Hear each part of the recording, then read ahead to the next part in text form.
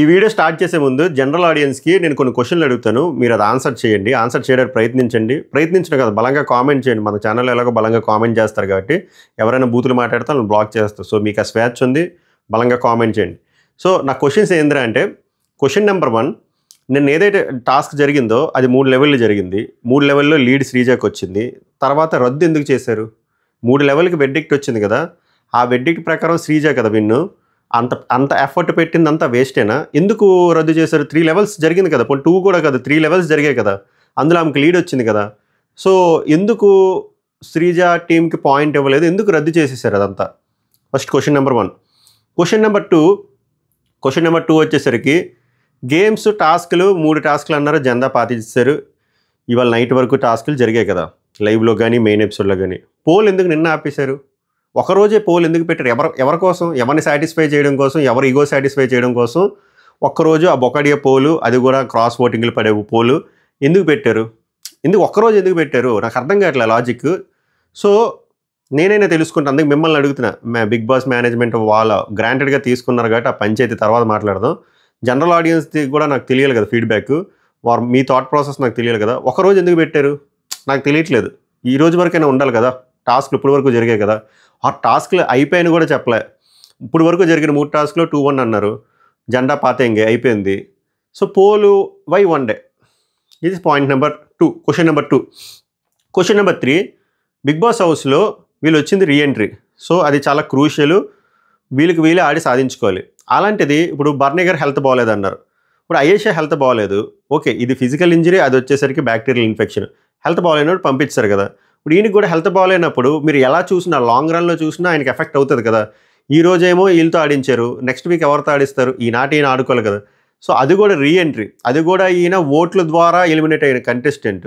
అలాంటి పర్సన్ని మీరు ఎలా టాప్ 2లో సెలెక్ట్ చేశారో, శ్రీజాతో పాటు ఎలా సెలెక్ట్ చేశారో కూడా వివరణ లేదు ఎవరికైనా.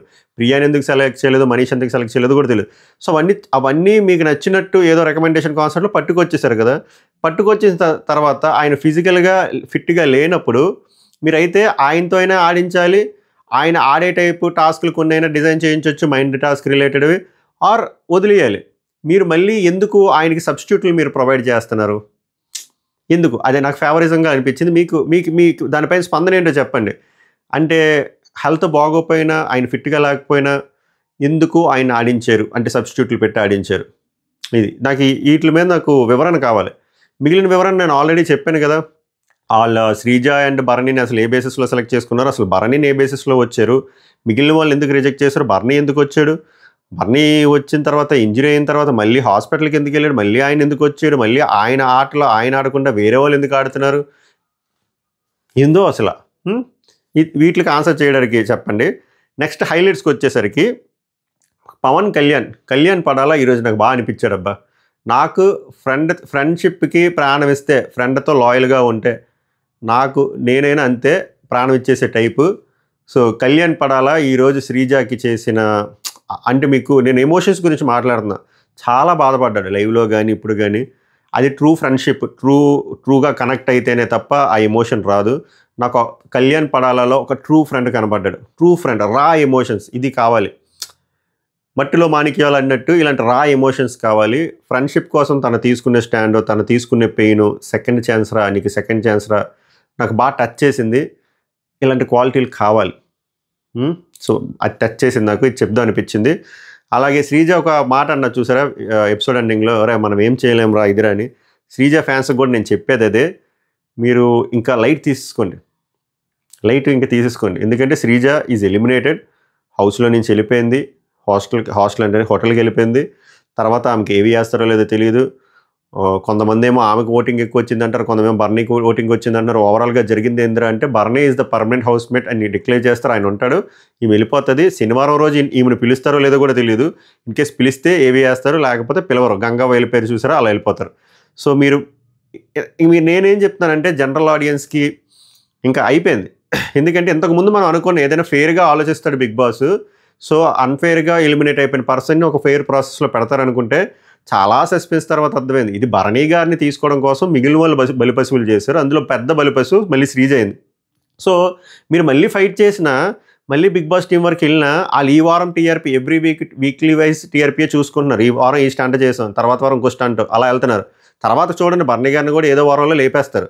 అప్పుడు వాళ్ళకి అర్థమవుతుంది బర్నీ గారి ఫ్యాన్స్కి. అది పక్కన పెడితే శ్రీజ కోసం మీరు ఇంకా అనవసరంగా ఎమోషనల్గా డ్రైన్ అవ్వద్దు. ఇది నా సలహా. ఎందుకంటే మీరు అంతా డ్రైన్ అవుట్ అవడం వల్ల మీ మెంటల్ పీస్ డిస్టర్బ్ అవుతుంది తప్ప మీరు అనుకోవచ్చు ఇంకో రీఎంట్రీ ఉండొచ్చేమో కదా బ్రో. ఉన్నా కూడా మళ్ళీ ఇలాంటివే జరుగుద్ది.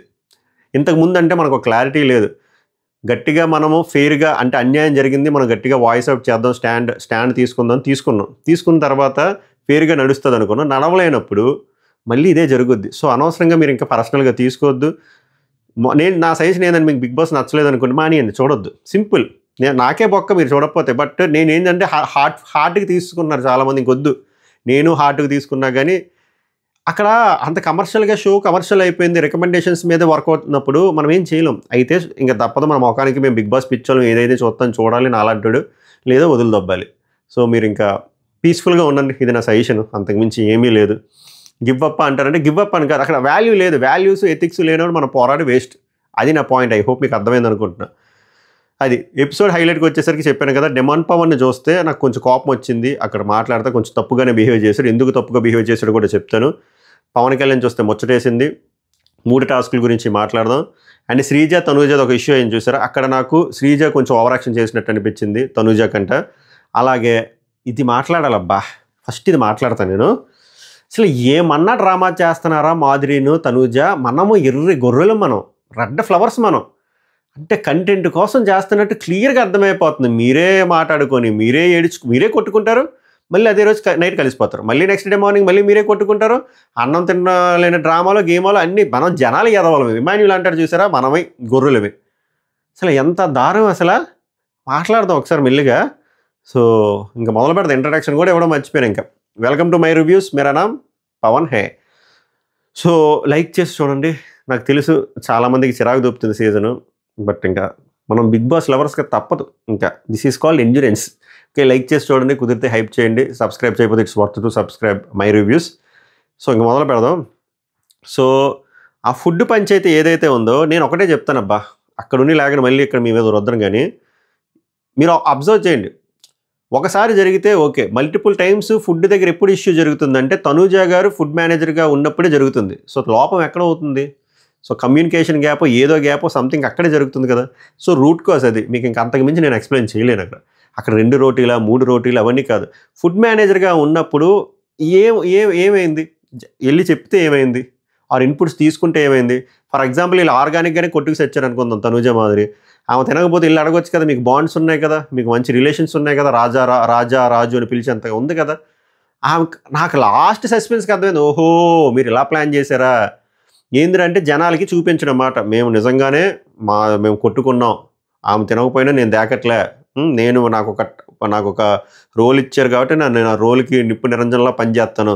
ఆవిడ కూడా అంతే, నాకు సెల్ఫ్ రెస్పెక్ట్ ఎక్కువ, నేను తిన్నాను. ఇదంతా చూసి మధ్యలో గొర్రెలు ఎవరు అంటే పాపం తినిపించడానికి వచ్చిన సంజన గొర్రె, ఫ్రూట్ తినిపించడానికి వచ్చిన కళ్యాణ్ గొర్రె, ఇమాన్యుల్ ఇంకా పెద్ద గొర్రె, హీరో వెళ్ళి కొట్టుకుని కమీడియన్ నలిగిపోయినట్టు నిజంగానే నలిగిపోయాడు. ఇంకా మధ్యలో ఎవరెవరైతే వచ్చారో బత్తాయి గల వాళ్ళందరూ పెద్ద బత్తాయిలు అయిపోయారు.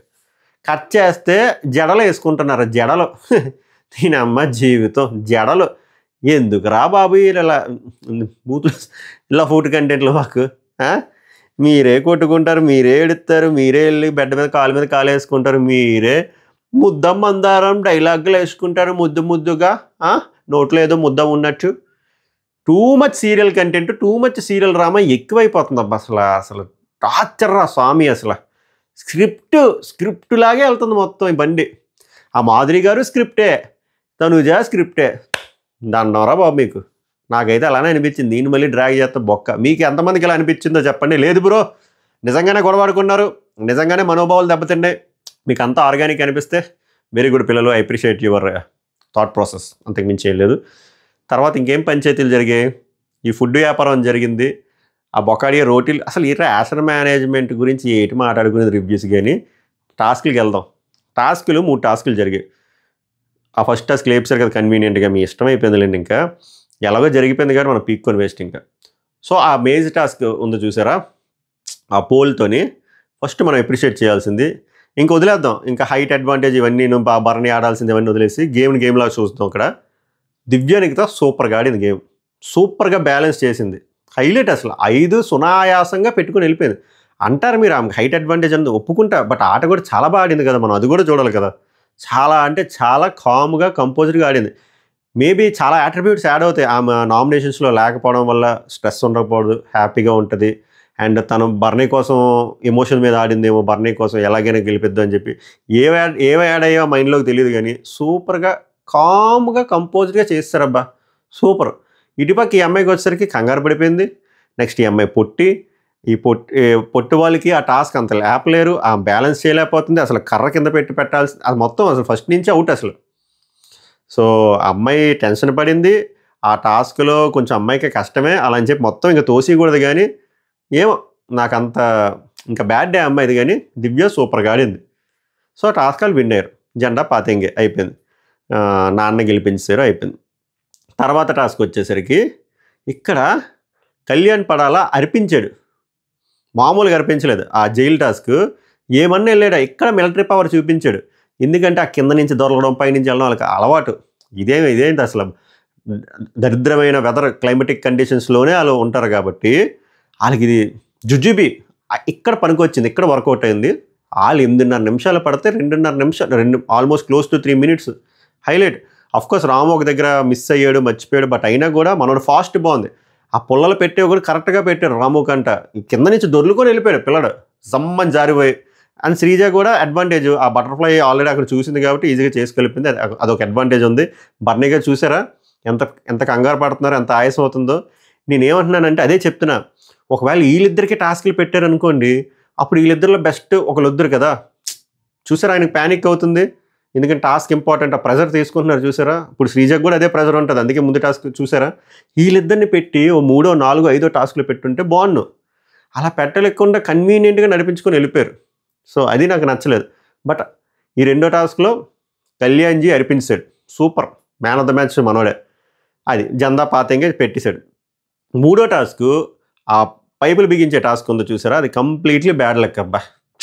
ఫస్ట్ మనం అప్రిషియేట్ చేయాల్సింది ఇమాన్యుల్ చెప్తున్నాను. టాస్కుల్లో ఇమాన్యుల్, డిమాండ్ పవన్ తోపు. డిమాండ్ పవన్ ఫిజికల్ టాస్కుల్లో తోపు అయితే ఇమాన్యుల్ ఎలాంటి టాస్కులు ఉంటారు చూసారా, ఇందులో తోపు అబ్బా. మామూలుగా ఉండదు. ఆ ప్రజెన్స్ ఆఫ్ మైండ్ అప్లై చేయడం కానీ, ఆ ఎజిలిటీ కానీ అసలు అల్టిమేట్. సునాయాసంగా చేసుకుని వెళ్ళిపోయాడు మొత్తం. అక్కడ బోర్డు మీద కరెక్ట్గా ఆర్డర్ 1 ఏ కలర్ ఉంది, 2 ఏ కలర్ ఉంది, జాయింట్స్ ఏం పెట్టాలి అన్నీ నీట్గా పెట్టి పర్ఫెక్ట్గా చేశాడు. అక్కడ కళ్యాణ్ అసలు ఫస్ట్ నుంచి రాంగ్ ప్యాటర్న్లోనే వెళ్తున్నాడు. తర్వాత పడిపోయింది, ఆ ఫ్రస్ట్రేషన్ చూపిస్తున్నాడు. ప్రెషర్ అదే తనకు ప్రెషర్ ఏందిరా అంటే తన ఫ్రెండ్ని ఎలాగైనా గెలిపిద్దాం అనే ప్రెషర్ తనకు బ్యాక్ ఆఫ్ ద మైండ్లో ఉంది. అమ్మో ఇది ఓడిపోతే అమ్మాయి వెళ్ళిపోతుందా, ఓడిపోతే ఫ్రెండ్ వెళ్ళిపోతుందా, అది తీసుకున్నాడు. అలా తీసుకోకుండా ఓన్గా పవన్ కళ్యాణ్ ఆడుంటే గెలుద్దునేమో, ఆ ప్రెషర్ ఎక్కువైపోయింది. సో ఎవడైనా కావాలని చేయడు కదా పాపం, అందుకే బాధపడ్డాడు, ఏడ్చాడు. చాలా జాలి అనిపించింది. అక్కడ ట్రూ అండ్ రా ఎమోషన్స్ కనిపించాయి నాకు కళ్యాణ్లో.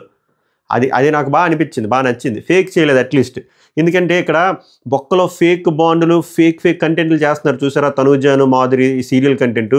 అది చూసి నాకు చికాకు దొబ్బి ఒక రా ఎమోషన్, ఒక ఫ్రెష్ ఎమోషన్, ఒక జెన్యూన్ ఎమోషన్ కోసం ఎత్తుక్కుంటున్నాను నేను. అలా ఎత్తుక్కునే సమయంలో కళ్యాణ్ పడాలా శ్రీజ కోసం స్టాండ్ తీసుకోవడం, శ్రీజ కోసం అలాగా ప్రాణం పెట్టి ఆడడం, ఓడిపోయిన తర్వాత ఏడవడం, తర్వాత అరే ఇది నీకు రెండో ఛాన్స్ రా, నేను ఎలా అయినా ఉండాలిరా, చాలా హార్ట్ఫుల్గా అదే మనస్ఫూర్తిగా చెప్పాడు ఒక ఫ్రెండ్ కోసం. అది నాకు టచ్ చేస్తుంది. ఇప్పుడు చెప్పినా కూడా నాకు బాగా అనిపిస్తుంది. అది ఇంపార్టెంట్ లైఫ్లో. ఎప్పుడైనా ఒక్కడు చాలు ఫ్రెండ్, ఒక 100 మంది అవసరం లేదు, ఒక్కడు. Very good, too good. అది మంచి క్వాలిటీ, అప్రిషియేట్ చేయాల్సిందే. ఇప్పుడు నేనేమంటానంటే ఈ టాస్క్లో డిమాండ్ పవను ఈ టాస్క్ అనే కాదు, ప్రతి టాస్క్లో ఫస్ట్ నేనే ఆడతాను, నాకు ఇవ్వని అంటాడు తప్ప మిగిలిన వాళ్ళ గురించి ఆలోచించు. డే 1 నుంచి నేను చూసి చెప్తున్నాను. కళ్యాణ్ పడాలైతే వదిలేస్తాడు, డిమాండ్ పవన్ సాగదీస్తాడు. అది కూడా పక్కన పెడితే శ్రీజ ఏమనుకుంది, ఆల్రెడీ ఒక విన్నులో ఉన్నాడు కదా, ఒక హై ఉంటుంది. ఆ హైలో వెంటనే ఇంకో టాస్క్ బాగా ఆడతారు ఎవరైనా, అది హ్యూమన్ సైకాలజీ. మీరు బ్యాక్ టు బ్యాక్ విన్నులు కొట్టిన తర్వాత ఒక బ్యాక్ టు బ్యాక్ సక్సెస్ఫుల్లో ఉన్నారు, మీకు హై ఉంటుంది. ఓడిపోయారు అనుకోండి, ఒక ప్రెషర్ ఉంటుంది, ఫామ్ కోల్పోతాం. ఇప్పుడు క్రికెట్లో అయినా మీరు 3 మ్యాచ్లు వరుసగా డక్అట్ అయిపోయారు అనుకోండి, మీరు అంత తోపు బ్యాట్స్మెన్ అయినా 4th మ్యాచ్ వచ్చేసరికి ఆ ఫస్ట్ బాల్ భయం ఉంటుంది. అదే మీరు వరుసగా 3 సెంచరీలు కొట్టారనుకోండి, 4th మ్యాచ్ మీకు ఒక కాన్ఫిడెన్స్ ఉంటుంది. ఆ యాంగిల్లో తీసుకుంది తప్ప డిమాండ్ పవన్ ఏదో తక్కువ చేయాలనే కాదు, డిమాండ్ పవన్ ఏదో చులకం చేయాలని కాదు. డిమాండ్ పవన్ అలా అనుకుంటే అసలు ఫస్ట్ టాస్క్ డిమాండ్ పవన్ ఎందుకు తీసుకుంటుంది? తీసుకోదు కదా. అలా కాదు. బట్ డెమాన్ పవన్ అది వేరేలా అర్థం చేసుకున్నాడు. నాకు మ్యాటర్ ఉంది, టాలెంట్ ఉంది, అయినా తీసుకొని చెప్పి ఆయన బాధపడుతున్నాడు. ఆ బాధ ఓకే, అది ఇక్కడ జరగలేదు కదా. ఇక్కడ ఆమె డిసైడ్ చేయాలి కదా. బిగ్ బాస్ అలాగా డెమాన్ పవన్ పక్కన పెట్టినప్పుడు మాట్లాడాలి, ఆ నాగార్జున గారు మన ఫౌల్ గేమ్ అయినప్పుడు మాట్లాడాలి. ఇక్కడ కాదు కదా, ఇక్కడ అమ్మాయి చాయిస్ కదా. అమ్మాయి చాయిస్లో ఒక విన్ వచ్చింది, ఆ హైలో తీసుకున్నాడు. తర్వాత వచ్చి అది సింపుల్ గేమ్ కోర్స్ కళ్యాణ్ దగ్గర అనకపోయినా అది రీతు పర్ఫెక్ట్గా చెప్పింది.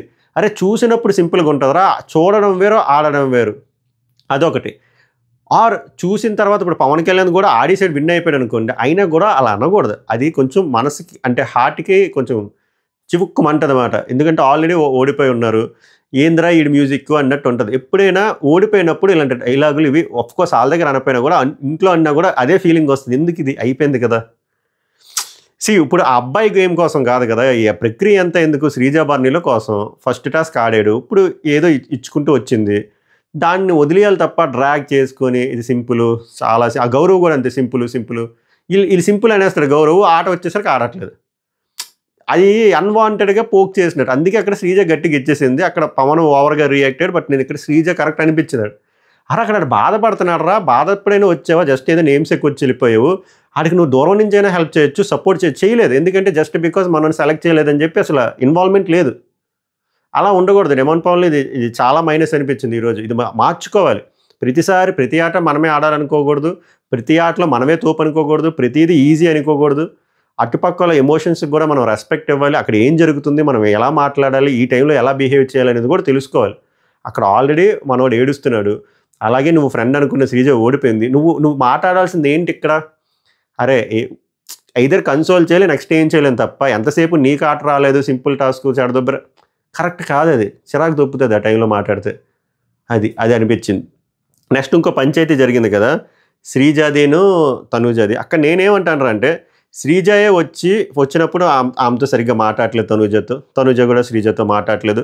అండ్ శ్రీజ ఎలాగానే తనూజని గట్టిగా వేసుకుంది. ఇంకా కమ్యూనికేషన్ ఏముంటుంది, ఉండదు కదా. ఈ పాయింట్ గుర్తుంచుకోండి.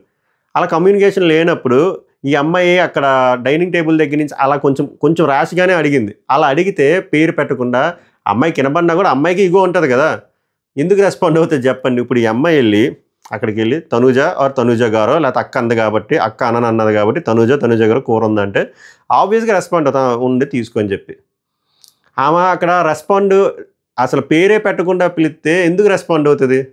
వాళ్ళకి యాటిట్యూడ్లు ఉంటాయి, ఎందుకు వచ్చినంటే ఎలిమినేషన్ నామినేషన్లో గట్టిగా వేసేసింది, చాలా జరిగింది కదా. ఆమె ఎందుకు రియాక్ట్ అవుతుంది. ఈమె అది కూడా పట్టుకొని పీక్కుంటే అర్థం లేదు. మీ ఇద్దరికి నిజంగా జెన్యూన్ బాండ్ ఉంది, నువ్వు పేరు పెట్టి పిలవకపోయినా ఆమె పలకలేదంటే అప్పుడు గొడవాడేసుకోవచ్చు. మీ ఇద్దరికి అసలు పడట్లేదు కదా, పడట్లేదు అని రాగానే నువ్వు వచ్చి నామినేట్ చేసావు కదండి పాయింట్లో. ఆబ్వియస్గా వాళ్ళు కనెక్ట్ అవ్వలేని వాళ్ళతో ఎలా ఎక్స్పెక్ట్ చేస్తావు. ఆమె ఏమంటుంది, అరే నిన్న గేముల్లో కూడా అంతేరా, నేను పిలిచినా కూడా పలకలేదు అంటే అదే నీకు ఆ ఎమోషన్ అమ్మాయికి మైండ్లో ఉండిపోయింది. ఆ ఎమోషన్ మైండ్లో ఉండిపోయి ఇక్కడ ట్రిగ్గర్ అయిపోయింది. నేను అక్కడ కూడా నేనేమంటానంటే పలకలేదంటే ఇట్స్ హర్ చాయిస్. అట్లీస్ట్ ఆమె రైవల్రీ మెయింటైన్, ఇప్పుడు శ్రీజ ఎలాగైతే రైవల్రీ మెయింటైన్ చేస్తుందో అమ్మాయి కూడా రైవల్రీ మెయింటైన్ చేస్తుంది తనూజ కూడా శ్రీజ మీద.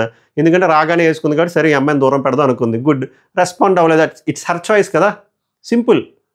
సో అలాంటప్పుడు అది అనవసరంగా అక్కడ ఓవర్ రియాక్ట్ అయినట్టు అనిపించింది నాకు శ్రీజ.